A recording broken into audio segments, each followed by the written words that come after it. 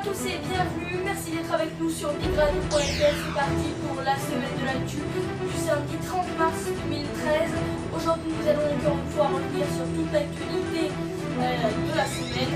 Et bien ça commence maintenant et c'est bien sûr sur Big Radio. Voilà, soyez les bienvenus, c'est parti pour la semaine de l'actu.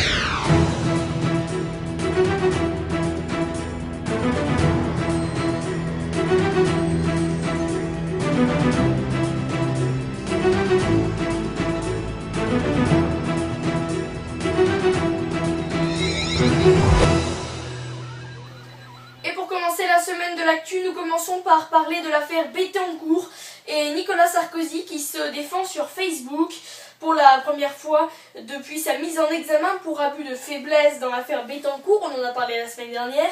Nicolas Sarkozy se défend en sa personne.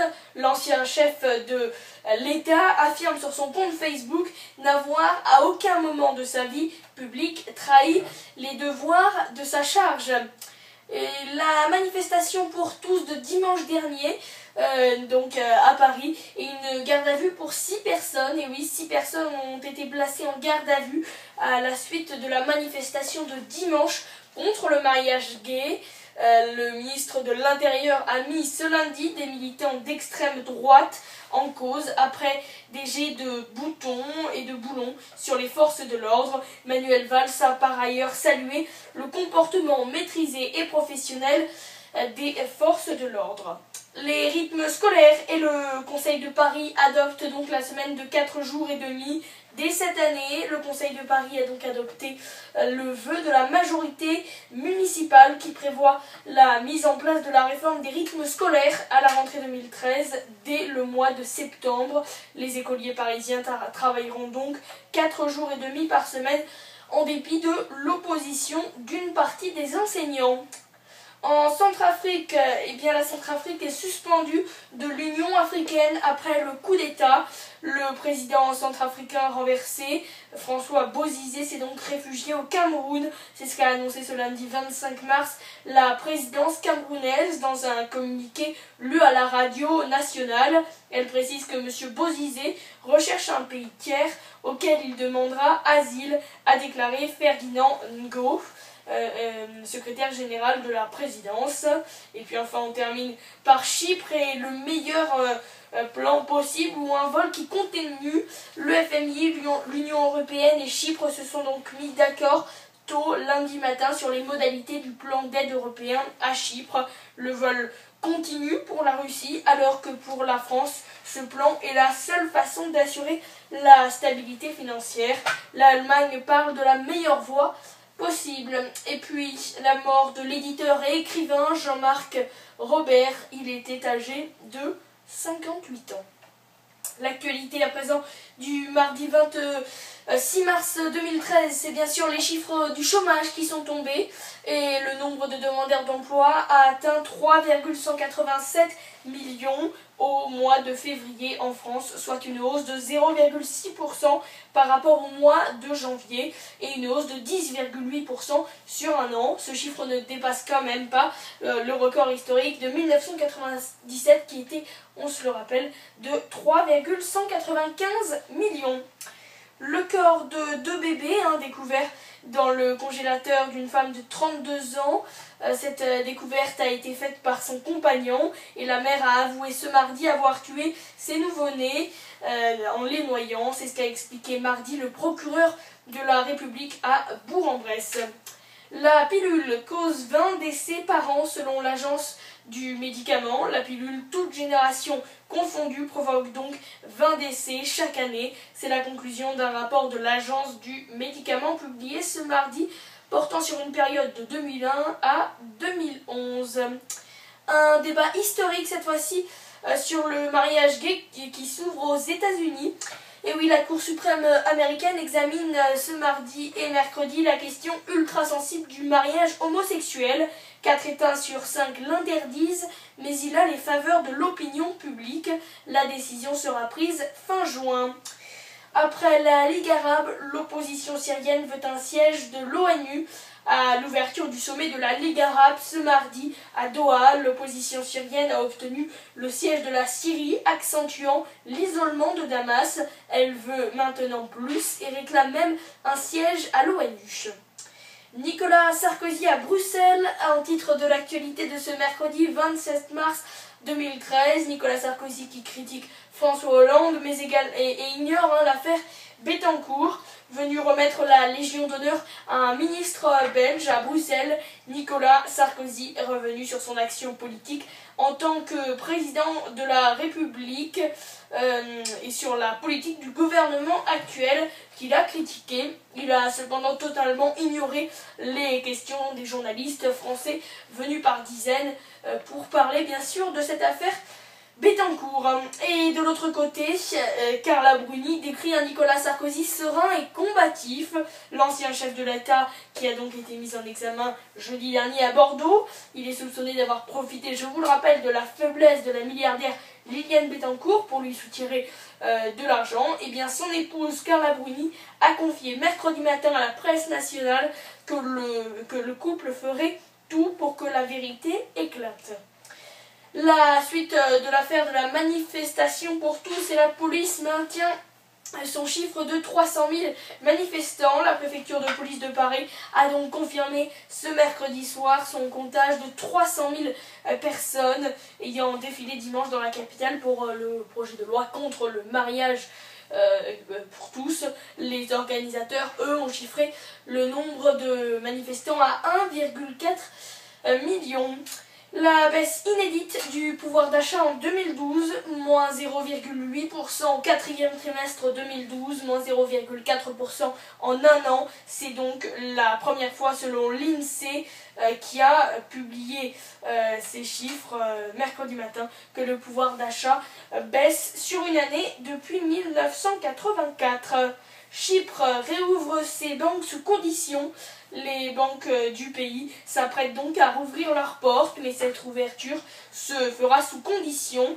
Des restrictions de mouvement et de retrait d'argent ont été fixées. La journée risque d'être extrêmement tendue au guichet tout le pays.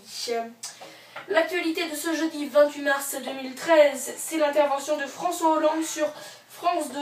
Et oui, c'est un président lucide et conscient de la situation de la France. C'est donc l'image qu'a voulu renvoyer François Hollande jeudi soir lors de son intervention télévisée sur France 2. Le président de la République qui a maintenu le cap de ces mesures déjà votées, le mariage pour tous et les contrats de génération, mais a également annoncé de nouveaux dispositifs comme un allongement de la durée de cotisation pour les retraites, ou encore la taxe à 75% dans les entreprises et bien sûr les allocations familiales qui monteront selon le salaire des Français. Une intervention qui n'a guère satisfait l'opposition, où la majorité voit un exercice qui a rassuré les Français. Et en tout cas, si vous voulez en savoir plus sur cette intervention de François Hollande, je vous invite à réécouter notre édition spéciale qui était jeudi soir en direct sur Big Radio. Rendez-vous donc sur bigradio.fr dans la rubrique podcast. La suite de l'affaire Bettencourt et Nicolas Sarkozy suspend tout recours. Et oui, l'ancien chef de l'État a donc suspendu tout recours contre sa mise en examen pour abus de faiblesse dans l'affaire Bettencourt. C'est ce qu'indique jeudi son avocat en attendant l'avis du Conseil supérieur de la magistrature. Il faut rappeler que mercredi, la ministre de la Justice a saisi le CSM d'un avis sur les conséquences des propos tenus sur l'instruction menée à Bordeaux sur le bon fonctionnement de l'institution judiciaire. Et lors de sa mise en examen, les proches de Nicolas Sarkozy avaient vivement critiqué le juge Gentil qui a reçu une lettre mercredi avec des menaces de mort. Et il faut savoir qu'une semaine avant, ce même Corbeau qui a envoyé cette lettre de menace de mort pour le juge Gentil l'a envoyé à un journaliste d'ITV, Michael Darmon, et un journaliste très connu d'Europe 1, Jean-Pierre Elkabbach. Le MEDEF et la réforme des statuts rejetés Parizeau ne peut pas se présenter. Le conseil exécutif du MEDEF a donc refusé ce jeudi de modifier ses statuts. C'est ce qu'a annoncé Charles Breitguber, membre de cette instance. La modification devait permettre à Laurence Parizeau de briguer un 3e mandat à la tête de l'organisation patronale, ce qui n'arrivera pas. Rappelons-le. Nelson Mandela, de nouveau hospitalisé pour une infection pulmonaire. L'ancien président sud-africain Nelson Mandela a été une nouvelle fois admis à l'hôpital dans la nuit de mercredi à jeudi. Âgé de 94 ans, il souffre d'une infection pulmonaire, a expliqué la présidence sud-africaine, qui a précisé dans l'après-midi qu'il réagit positivement au traitement. En décembre dernier, il avait déjà été hospitalisé 18 jours à cause de cette infection récurrente. Et puis finalement, pas de ruée pour la réouverture des banques chypriotes. Et oui, les banques chypriotes qui avaient ouvert leurs portes dans le milieu de la semaine, après 12 jours de fermeture, et cette réouverture a duré 6 heures et s'est accompagnée de restrictions financières inédites dans la zone euro pour éviter la fuite des capitaux. On passe à l'actualité du 29 mars 2013 et à la une premièrement les rythmes scolaires, et on apprend qu'entre 20 et 25% des écoliers passeront à la semaine de 4,5 jours dès 2013. Et oui, le ministère de l'Éducation nationale a donc annoncé ce vendredi ses estimations pour les changements des rythmes scolaires à la rentrée 2013. Entre 20 et 25% des élèves des écoles primaires auront une semaine de 4 jours et demi dès la rentrée de septembre, soit entre 1,2 et 1,5 million d'écoliers. Et puis on termine avec la dette record en 2012 pour la France et le dérapage du déficit public. Et oui, le déficit public de la France n'a été ramené en 2012 que de 5,3% à 4,8% du produit intérieur brut, en dérapage par rapport à l'objectif du gouvernement qui visait quant à lui 4,5% dans le même temps. La dette a atteint le niveau record de 90,2% du PIB, en cause notamment une croissance économique plus faible que prévu selon le ministère des Finances. Voilà, c'est la fin de la semaine de l'actu. Merci à tous et toutes de l'avoir suivi. Et n'oubliez pas que nous nous retrouverons samedi prochain pour de nouvelles actualités. Mais en attendant, je vous souhaite un excellent week-end pascal en compagnie de Big Radio. Donc un week-end de Pâques un peu plus long que d'habitude, ce qui est agréable pour les petits et les grands. Voilà, bon week-end à tous. Mangez bien les œufs de Pâques sans trop abuser quand même, et je vous souhaite d'ici là un très bon week-end, et je vous dis à samedi prochain. Merci à tous.